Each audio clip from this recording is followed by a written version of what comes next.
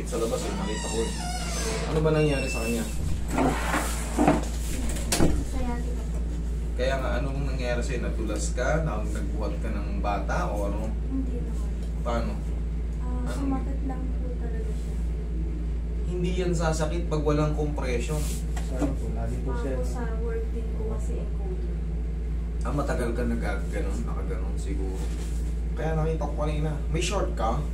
Umaabot na ba sa ganito? Opo, sir. No, dapat naka-short ka eh, kasi may short ba ako dyan, pa? Pero hindi ko kayo pinag-short.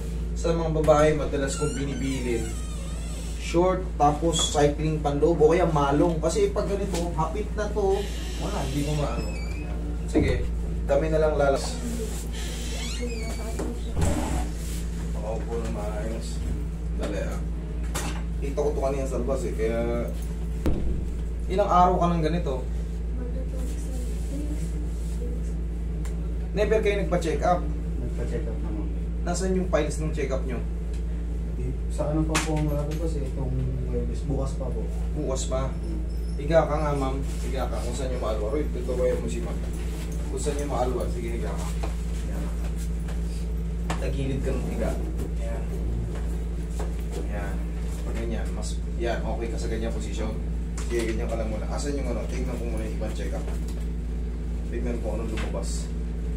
Kasi nag-encode lang daw siya madalas eh. Tapos nagkaganyan na. Kita nyo naman, hindi siya makaupo.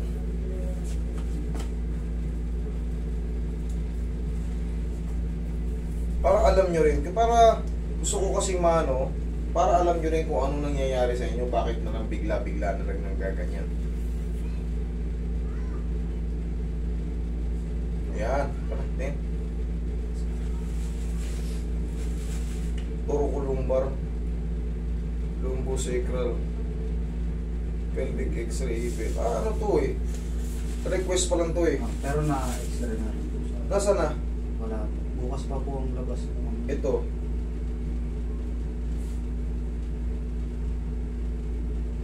Wala, ano pa lang yun eh. Yung nakalagay ron.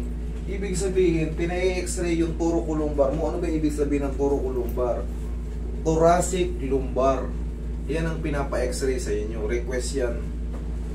Okay. Yan po yung inano sa akin. Ayun, to. Yun ang meaning ng thoracolumbar. Mamaya makakaupo ka na yan. Ay, huwag mo lang lalabanan. Relax mo lang ako. Relax mo lang kung lalaban. Kaya mo na masakit ako.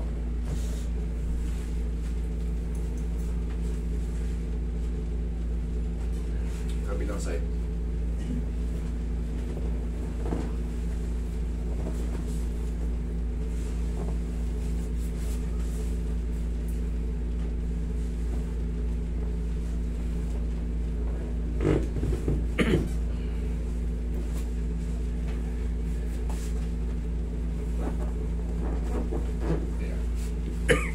Straight mo lang itong straight. Sana. Yan. Relax na lang. Okay, kihaya ka.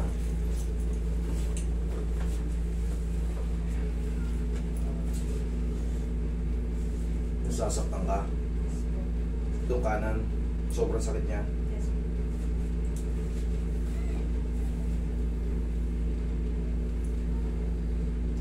Sakit siya.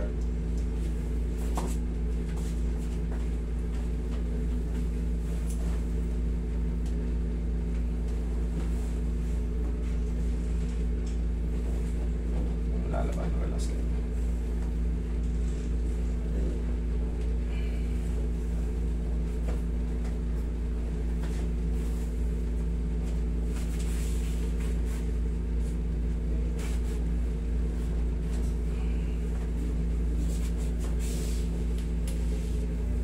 Straight.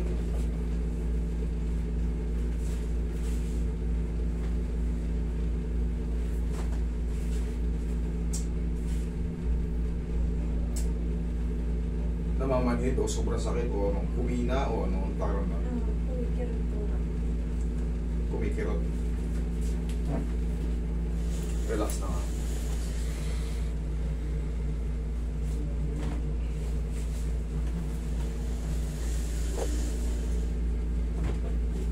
action natin. Ganyan ko.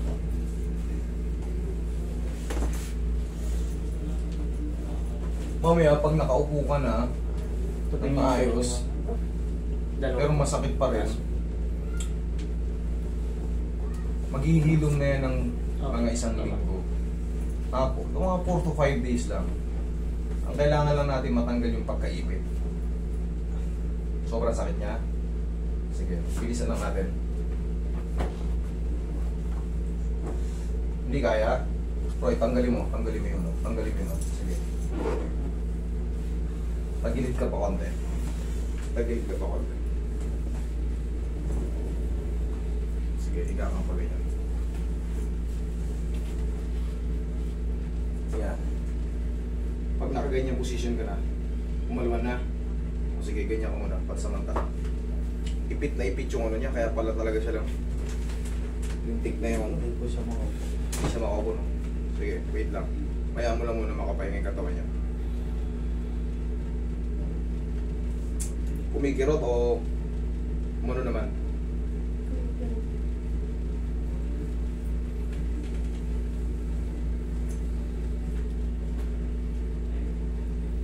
Sige, usog ka na ng konti ron. Lihat mo lang ito. Yan. Yan, ganyan. Sobrang sakit. Okay, ganyan.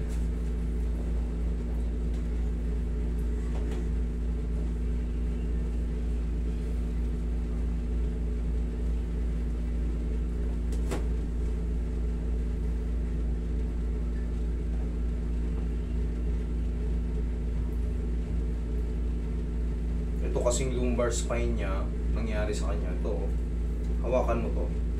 Dapat yan nakalubog. Yan. Hawakan mo yung ganyan mo, may kanal. Yan ang nangyayari sa kanya. Ngayon, siguro, madalas siguro siya nakaganon. Bumigay. Pero magkaganon pa man, mamaya-maya.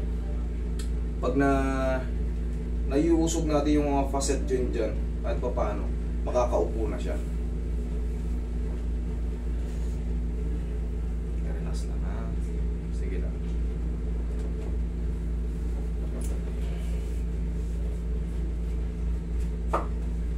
Sakit o okay lang? Okay lang yung ganyang posisyon. Okay lang ha? Sige. Kailangan magsabi ka lang ng totoo para may posisyon natin na maganda pa. Kabilang side.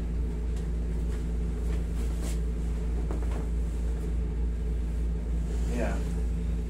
Okay na rin. Oh. Sa may legs. Sa may legs. Okay, sige.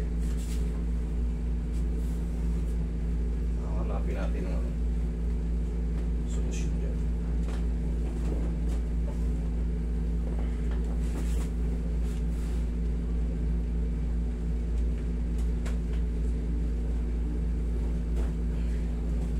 Ihaya ka ulit.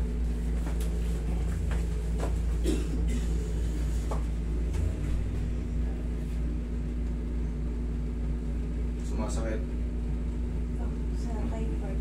sa thigh part dito. Pero dun sa balakang, Hindi na. okay na. Mas gumanda na. Mas gumanda na siya.